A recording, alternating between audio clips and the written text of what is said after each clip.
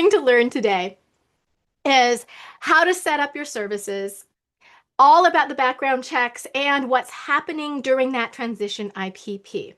There's a lot of information here, and these are kind of like the detailed stuff that we want to make sure get done so you can get that last bit finished so you're ready for that transition date. So what are we talking about when we're talking about transition? So what am I even talking about when I'm saying this?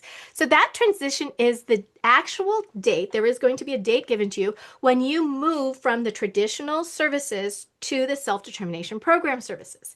And the key to this is that we don't want a gap in services. So you are getting your traditional services to the very day that you end the other ones and you start your new ones with self-determination program. So with that in mind, we want to make sure that you have all your ducks in a row. You have everybody set up and ready to go on that start date. So your plan, your budget, your supports, everything are all set up and you're ready to go. So one of a really common thing that I see happen is that you've gone all the way through. We got to the part where we talked about financial management services and what they are. You might have even gone and interviewed them and picked one, but they didn't necessarily sign up with it. So we will have a point where the participants ready to transition in. They say we've picked our financial management service. The regional center reaches out with them and say we've got our authorizations, and the financial management service says we don't have them set up in our system. We don't even know who they are. It's like, oh dear. So really, really important. When you select your financial management service, you are going to have to set yourself up with them. They're going to need information from you. So make sure that you have done that. Make sure that you've met with them. Every single one of them does it differently, what the process is. But in general, what you are going to be doing is you want to learn, first of all, how they work. They're going to get some information about you, but you also are going to take this time to learn, okay, how do I put in requests to make purchases? How am I going to hire employees? How am I going to sign up my providers so they can get paid? Who is my contact? So these are all the things that you're going to be working with them as you are doing this last little transition phase, so they can really become that partner for you and getting all of these things done. Now, I can't give you a training on how to do these things because every single financial management service is a private entity and they do things a little bit differently. So this is your opportunity to really get to know them and to find out how all of their systems work. Some of them have websites or platforms, and so you've got to get logins and all of those kind of things. So you want to make sure that you are all ready and set up with your financial management service. The next piece that you want to do before your start date is you want to start setting up the services that you can. Now, I realize there's some of them that you don't know what they're going to be yet. That, at some point you might have a social rec, but you haven't picked it out. Or at some point you might hire somebody, but you don't know who it is. You don't have to worry about those. We're really looking at the ones that you need to be able to start on day one. So a great example was if you have a current service and you want them to continue, we want to make sure they're all set up and ready to go. And so what does that mean?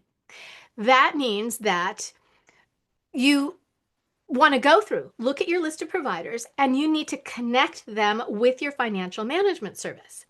So if you have like an existing adult day program that you want to continue with, you've already spoken to them, so they said, yes, we are willing to take self-determination program funding. You need to then connect your financial management service with them so they can set up how they are going to get paid. So we want to ensure that all of your existing providers are set up. The next piece is if you have current employees that you are paying that you want to continue with, you are going to want to make sure they are all set up. This is one of the things that can take some time. This is why I thought, okay, we don't talk a lot about this transition stuff, but this is stuff that takes planning and needs to get done before you can have that start date. If you plan on hiring your own staff, now this could be either co-employer or sole employer, there is some paperwork and background checks that have to happen. Your FMS is going to tell that employee their date when they can start. And so they're going to get all the paperwork together and then they will say, okay, you have everything ready and your start date is this. They cannot work before that date because they cannot be paid before that date. So that's really important because we don't want employees to think that they're going to get paid. That's where we're trying to avoid that gap in service. So we want to make sure that your employees connect with your financial management service and they're going to have paperwork and forms to fill out. And you, as if you were in sole employer, you may have some forms that you need to fill out for them. So want to make sure that you talk to your financial management service, find out their process for hiring a new employee. Now, here's the big one, background checks. So let's talk about who needs them, who doesn't, and the length of time. And then we're actually going to walk through the step by step of how to get it, just so you know what's going on and how they work. So this is a federal law. Anybody who gives personal care, so if they do dressing or grooming or bathing or assistant with the restroom, they have to get a background check. That's across the board. The only exclusion to that is a family member who lives in the same home with them. They are not required to. Now, we have the two models, right? The co-employer and the sole employer, which we've talked about. Remember, in the co-employer model, the financial management service is their employer. They're hiring them. As far as I know, every single financial management service requires everybody to get background checks. They don't do the distinction if they're not giving personal care. If you're in sole employer, you can make that decision. You can say, well, look, this is my cousin. I've known them for years. I don't need a background check on them. They're not doing personal care. Then you can make that decision. I want everybody to be safe. If it's somebody you know very well, with my own son, if it's somebody we know well, I may not do a background check. If I use Indeed or I post an ad somewhere and this is somebody I'm not familiar with, I'm going to require a background check, even though he doesn't need personal care services. So we want everybody to be safe. Don't avoid background checks just because they're a pain. We want them to be done. But then also, if it's like those family members, then it can slow down the process. So I'm very aware that this can slow down the process of getting people signed up. Okay. One of the biggest questions I get all the time is, who pays for the background check? The way the current system is set up is the employee pays the cost. And I'll tell you why this is set up this way. Not that I agree with it. I'm just saying this is why it's set up. Indirect service provider, DSPs, when you have vendor providers and they have these direct service providers, it's kind of typical for them to pay for their own background check. Now, self-determination program, remember, we're no longer using vendor providers. We're kind of outside of that realm of the direct service provider, that kind of stuff. So it seems odd that we would ask our employees to pay it, but in the kind of the other vendor service world, they do, and that's where this came from. Personally, if a family can afford it, I want to do whatever I can do to help my employees out. I may pay for it. But again, it's not something that you can put in your spending plan and can be paid for. What I will say is a couple financial management services in co-employer will cover that cost. But in general, in most cases, the employee needs to pay for it. So they start with a live scan. And a live scan is fingerprints. Lots of people do these live scans and lots of people do the fingerprints, but that's not all that's happening in these background checks. So what's required for self-determination program is what they call a DDS background check. And that's a little bit more intense. So it includes the live scan. You're going to get that live scan form from your financial management service. They'll give it to the employee. The employee is going to go to a live scan location. They pay for it and they will get their fingerprints done. But that's just the first step in this. So they get fingerprinted and then that gets transferred over. At the bottom of that form, they have what they call an ATI number. I know it's an acronym and I honestly can't tell you what ATI stands for, but you want that number at the bottom. Keep that because you can then go and look where it's at, in the process. So it's really helpful to have that ATI number. So save that, keep that in a safe place. The next kind of steps that are going to happen is the Department of Justice, the DDS will do a Department of Justice and an FBI check on them as well. That's that kind of additional. They're not just doing a fingerprint, they're doing the other two checks. And all of those results are sent to the Department of Developmental Services. And then they will notify the Financial Management Service, okay, this person is cleared to go. Why this is a little bit different than a typical like live scan fingerprint is that's a one and done. It's done and they're cleared and nothing in their past is a problem. This system will notify the Department of Developmental Services if somebody shows up on one of these lists, if there's a problem. So this is an ongoing, so it has a little bit more protections, and that's why the department does it. And when you look at this process, you can kind of know why it takes a bit of time. So again, planning ahead, knowing that these things need to get done.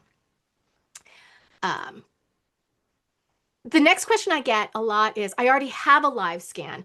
Do we need to do another one? Do I need to pay for another one? So because of that last piece that we were talking about, those other things that they do for Department of Developmental Services, yes, you will need to do one if you are coming from a different job or a different industry. You would need to do a fresh one as part of this background check. The only time you don't need to do one is if you currently work for another financial management service, that employee currently works for them, and then they can transfer that over. So because it's still that DDS one, so you can do that. You can transfer between financial management services, but any other industry, then they would need to get a new one done. So we talked about that ATI number. I want to give you guys just some resources if the live scan is taking a long time.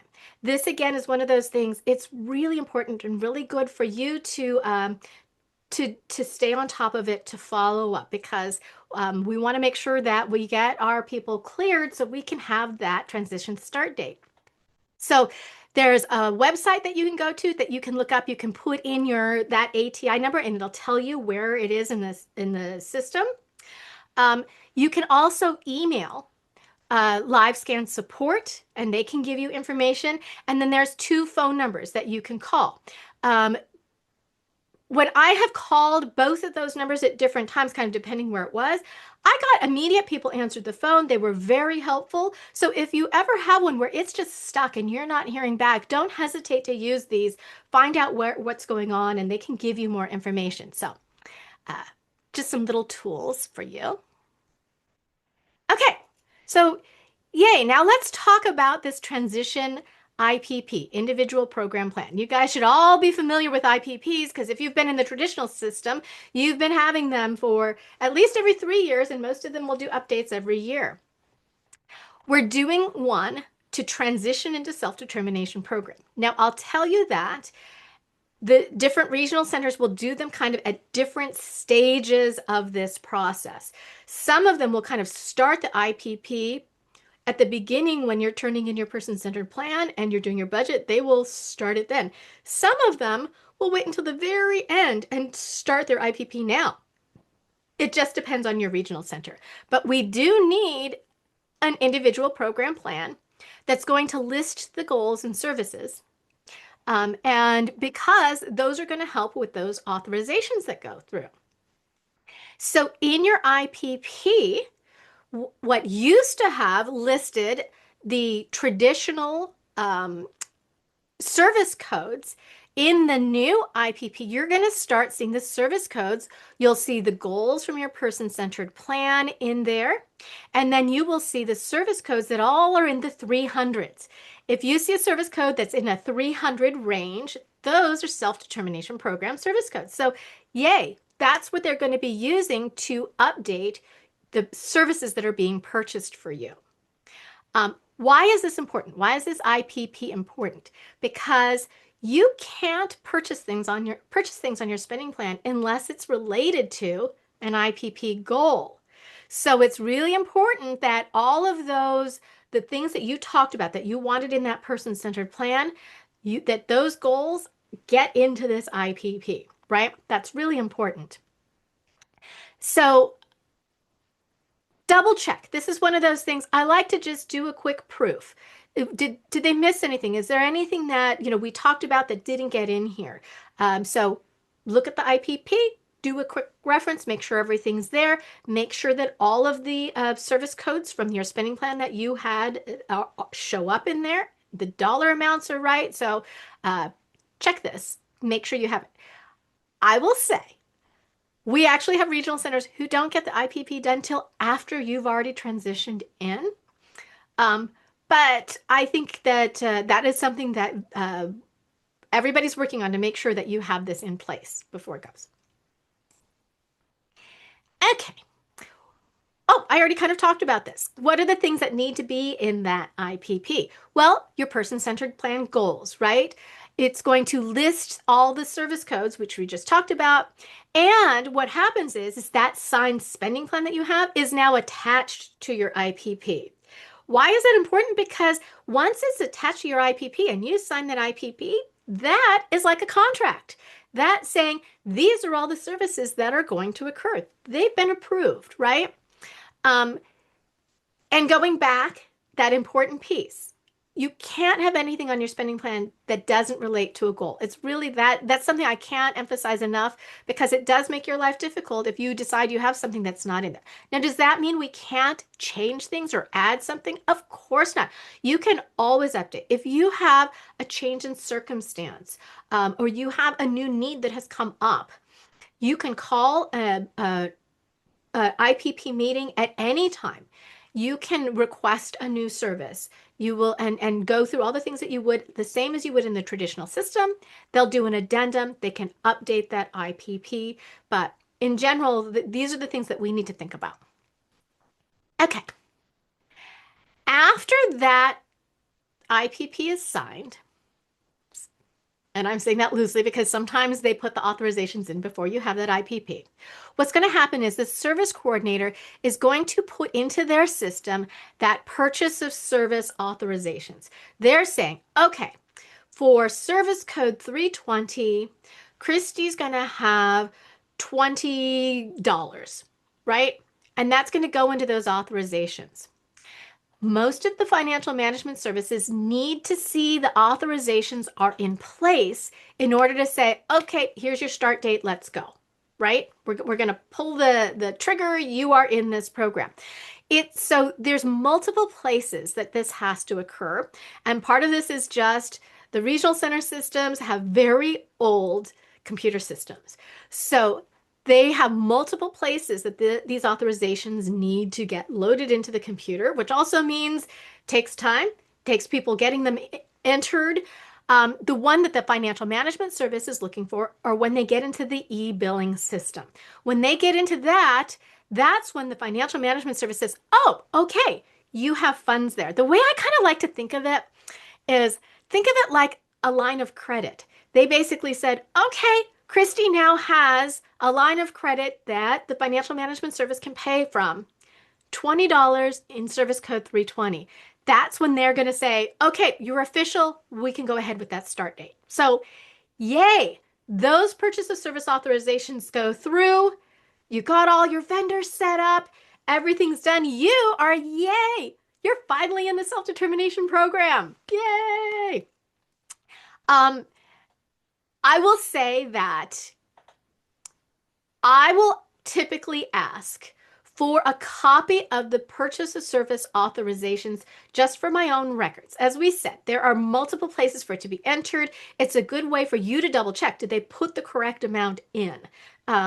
Errors can happen. So we want to make sure that you have all the funds that you needed into each of those accounts.